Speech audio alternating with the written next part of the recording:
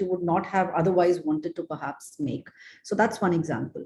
Another example could be, let's say you're shopping online and, it kind of pops out a message saying that, this item that you're looking to buy is available, only 2 items are left in stock. So, hurry. Now, is that a tactic to make you buy, or is that a true reflection of stock? We don't know. And therefore, these are the kind of interfaces that are being deployed to, like I said, for you to make choices that you may not have otherwise wanted to make. Right. So I'm just resetting the conversation here. I think we just went live on LinkedIn, and we are discussing dark patterns in advertising with Manisha Kapoor, who's the CEO and Secretary General at ASCII, the Advertising Standard Councils of India. Manisha is taking through some examples of how dark patterns in advertising are manifested. So, continuing the conversation, Manisha, since when you think dark patterns have been observed in the Indian online landscape, which brands you think are doing this at length and are doing this in not a right manner in your perspective? Yeah, so I think, Hitesh, while dark patterns have existed for some time, I think they are becoming more and more mainstream now. And if we start to look at the kind of lists of dark patterns, I think almost all of us would be able to kind of nod our heads and say, okay, this is something we've encountered. So it has been going on for a while, but I think as time goes by and you see a lot of for example e-commerce happening, or you see a lot of social commerce happening, that you are doing things more and more online. These are now patterns that impact all of us on a daily basis. In fact, disguised ads is another kind of dark pattern. And if you recollect, we launched our influencer guidelines last year to distinguish advertising from content, because now that's a peculiarity of the online space where advertisements are not very obvious, so that becomes a kind of dark pattern. To give you another instance, this is something recently that the Ministry of Consumer Affairs is taking up, which is on reviews, which may be fake reviews, or incentivized reviews. And so even if they're not fake, they're incentivized, and therefore they become more like an advertisement, rather than, upfront review that someone may have given. So again, it's not to say that, especially in the case of disguised advertising, that it should not be done in the sense that, these advertisements can be done, but the disclosures need to accompany them so that the consumers are well informed. So if they are taking their decision based on something which they see as an incentivized review, that they take that into consideration. So it's technically not wrong for advertisers to incentivize the review so long as they are not influencing the review, but consumers must know if a certain review has been incentivized. So you have the information to take a decision that you would like to take, and it puts you in control of the decisions you're going to take. So I think these are things, as I mentioned, airline tickets.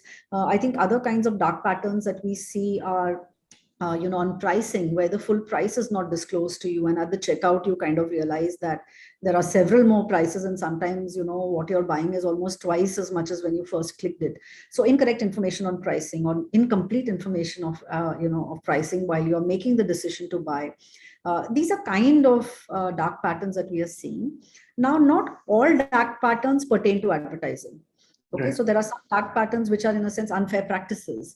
But some dark patterns could mislead consumers into, as I said, buying and making choices around products or services. And those will be the dark patterns which particularly pertain to advertising. But there are several dark patterns which are which also compromise consumer interest, but may pertain more to unfair practices more than advertising directly.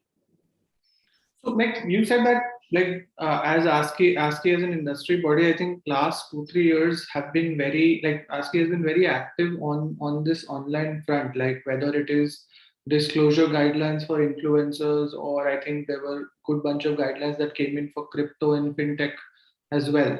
So you think, apart from these disclosures, is there anything else consumers can do to make sure that they don't fall prey to these practices, or they are more aware about what is happening? They can see through these dark patterns? So I think awareness is definitely something that we all should be careful about, and in the sense that we recognize this. But I think we have to also remember that if you put an extraordinary burden on the consumer to figure out if advertising is deceptive or not, that's not fair, right? I mean, you have professionals who are designing these UI UX platforms, or the interfaces, or the way that a particular web page looks, and therefore what draws attention to you versus where your eye would not go. I mean, what protection would you and I as ordinary consumers have against this highly researched kind of way in which we are presented with advertising or other information? So I think while it's important for all of us to be careful, and of course we need to educate consumers, but I think we cannot put a disproportionate burden on consumers to fight very sophisticated algorithms and UI UX design. So I think here the onus definitely does lie on the people who are developing this, on the advertisers who are getting an advantage out of this. So I think the onus most definitely lies there.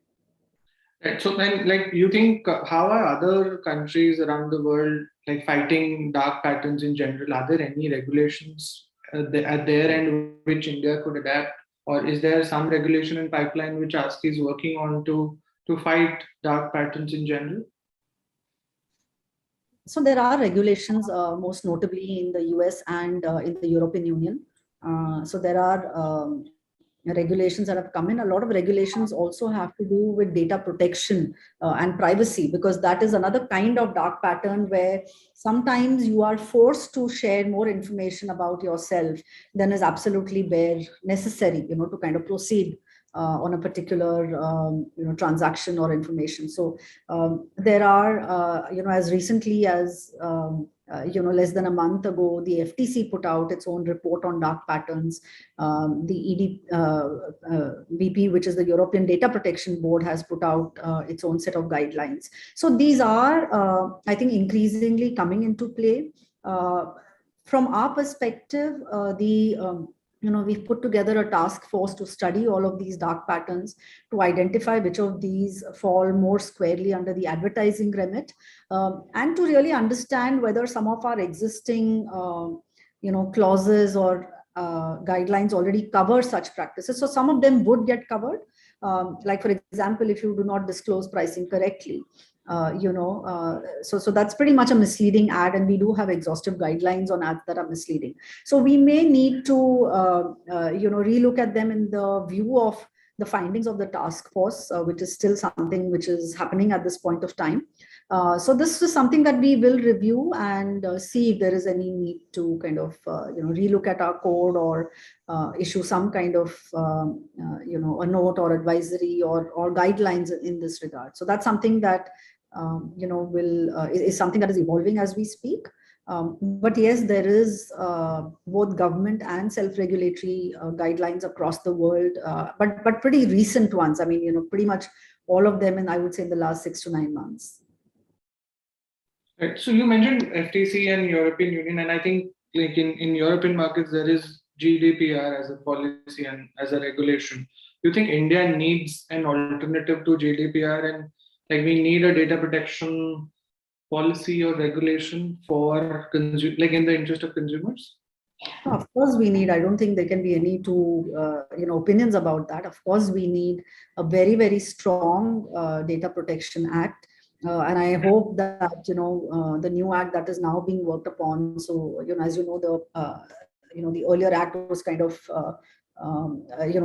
taken off the table, and a new act is being worked upon. So I mean, I don't think there can be any two opinions that it is much, much needed for all of us as consumers, given the kind of environment that we are operating in, and for the internet to be a safe space for all of us to conduct our business or share our thoughts.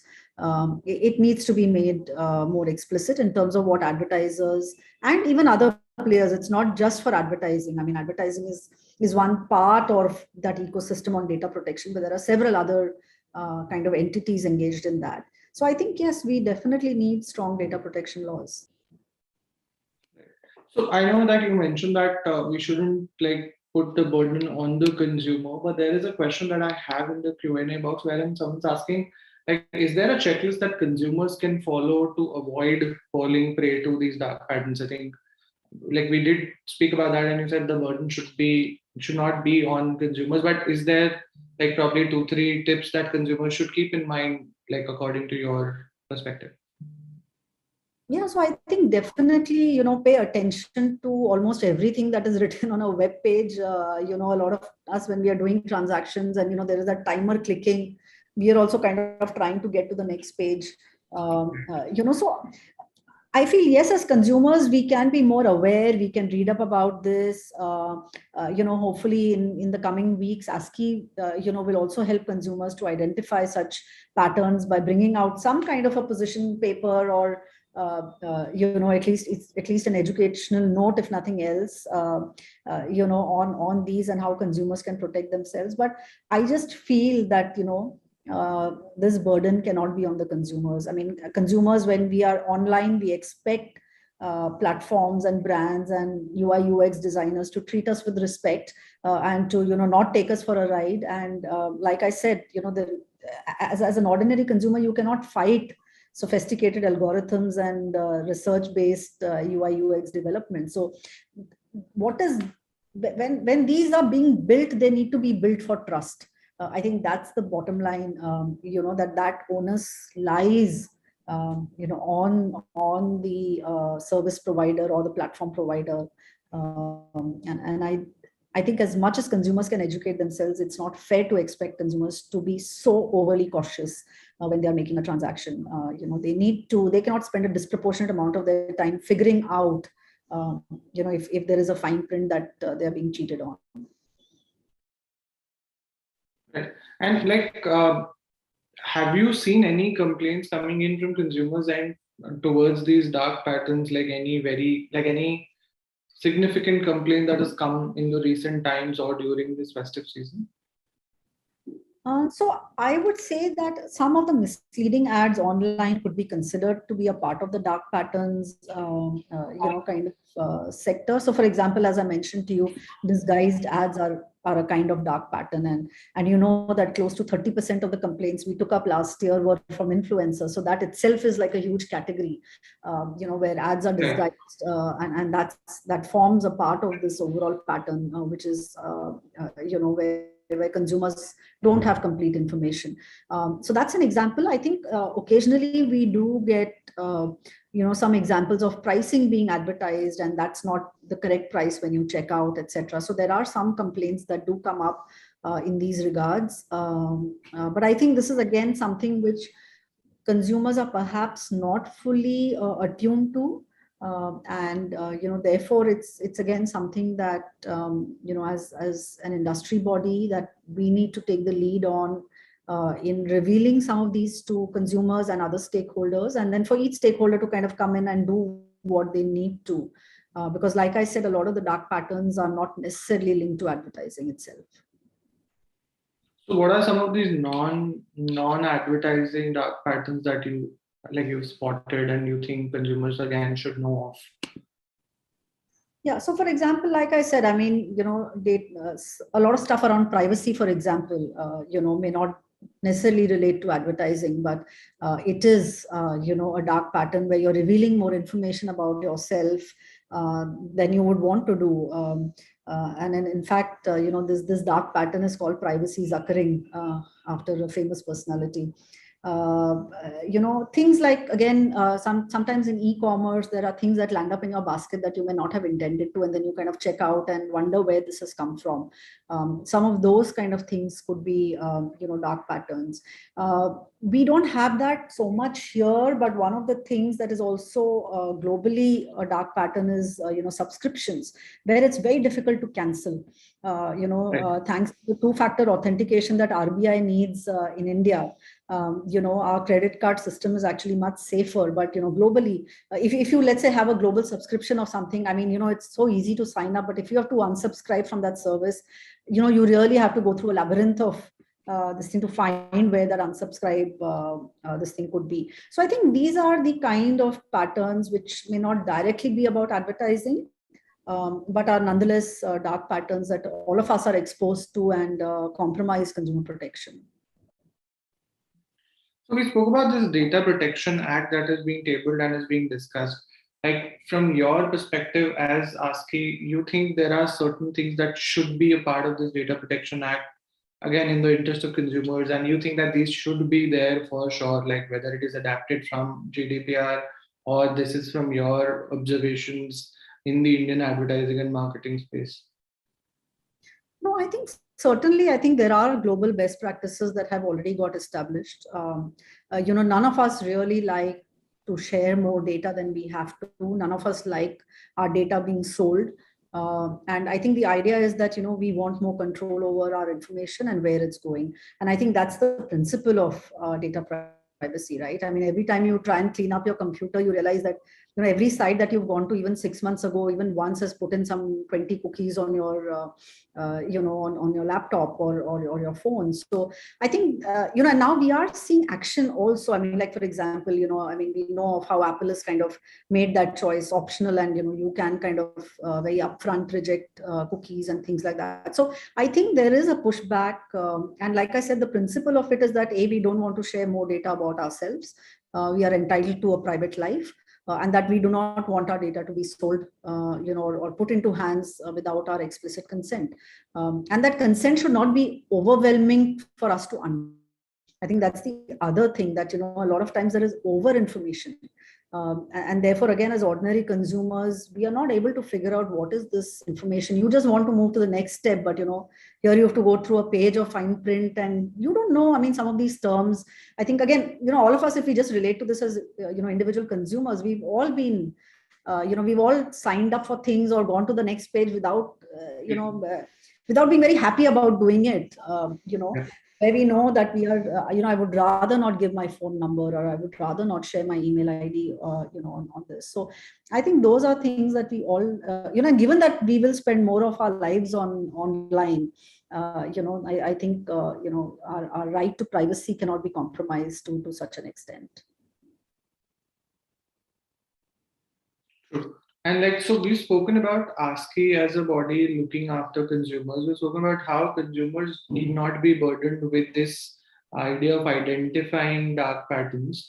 There is another stakeholder to this, which is brands, advertisers, and marketers. So according to you, is there probably a checklist which like brands should follow to make sure that they are on right side of ethics and morality, and even from a law perspective? Like, is there probably two, three things that brands need to make sure whenever they're doing any practices at their end? Yeah, so I think, some of them, like I said, if you build for trust, rather than build to, so deceive is a strong word, but basically you're prioritizing shareholder or stakeholder value over consumer value. And I think, if when that balance is lost, I think it becomes misleading, or it becomes harmful to consumers, right? So, stakeholder value cannot be increased at the cost of consumer value, where you are kind of making this whole experience now unpleasant for consumers. You're increasing the burden on consumers, you are spamming them. So I think those are things that, in the long term, make the experience very uneasy or uncomfortable or difficult for consumers. And therefore, I think, again, these could be things that people want to do in the short term, but in the long term, they compromise the consumer experience of your brand, right? And as and when there are more options that come up, I think consumers will make the choice to go to brands that promise them that online safety and promise them that online protection. So I think this is going to be something that brands cannot turn away from, and like I said, I think, these need to be built from scratch to enable trust. And to enable trust and loyalty and a good brand experience. So I would say that those are the principles. I think each, there's so many different kinds of brands wanting to interact differently. So I think the specifics would differ quite a lot in case to case, on a case to case basis. But I think the principle is that, am I asking the consumer for more data than I actually need? What am I using that data for? Or in terms of other dark patterns, I'm trying to slip in certain things to increase my billing, etc. But, when consumers find out, they're not going to be happy about it. So I think it's about just being honest, about what are some of these practices, and whether you as a consumer would like to be at the receiving end of such practices. I think, given that all of us today are pretty much on an online world, both as producers and as receivers of content and ads. And that, it's quite easy for us to put ourselves in consumer shoes, because we all are in those shoes. And kind of, I think, have genuine respect for your consumers, and build trust for your own brands. And to wrap up the chat, do you have anything from ASCII that consumers and even advertisers and marketers should look forward to in the coming months, that like in regards to dark patterns in advertising? Yeah, certainly. So I think, as I mentioned to you earlier, we do have a task force, which has been working on examining this issue. So we are looking at what are the dark patterns globally, what is the kind of, what are we seeing in India, what are the global regulations. And again, some of them come under advertising, some of them don't. So we will work with different stakeholders to put out something which is going to be useful. Now, I think it's a little premature for me to say whether those would be guidelines, advisories, a consumer education docket, or what output that might take. Is something that will evolve. But certainly, this is an area of interest for us, and we will bring something to address the concerns over the next few weeks and months, certainly on this issue. So I was just checking on LinkedIn. I think there's one question which is around like how decentralization and smart contracts might be a solution to dark patterns. Do you have any thoughts on that? So decentralization, or? So decentralization and smart contracts, which leads to automation, and that might reduce the burden on advertising in general. See, I think formats will keep evolving, and some formats may help, but I don't see if a smart form or a smart contract has still the same intention to kind of deceive you, or puts in terms that may not be as visible to you, or not as clear to you, then that could still be misleading. So I think here, to my mind, more than the formats, it is the intention. It is that whole idea of building for trust, and kind of having that respect for the other side, as consumers who are entitled to their privacy, and be entitled not to be misled. I think if those principles are kept, I think these formats will keep evolving. I'm not specifically familiar with the idea of smart contracts in a very detailed way to have a very specific comment on that. But yeah, it seems to me that the format may or may not always be successful in ensuring a dark pattern is present or not. It's more how it's designed and what the content of that is. Right. Thank you, Manisha. Thanks a lot for sparing light on the subject. And I think that there is a lot for consumers to learn from this, and at the same time for advertisers to rethink as to what they're doing right and what they're doing wrong. Thanks a lot for doing this with us, and we hope to engage with you in the near future as well. Thanks, Hitesh. Pleasure's entirely mine. Thank you so much.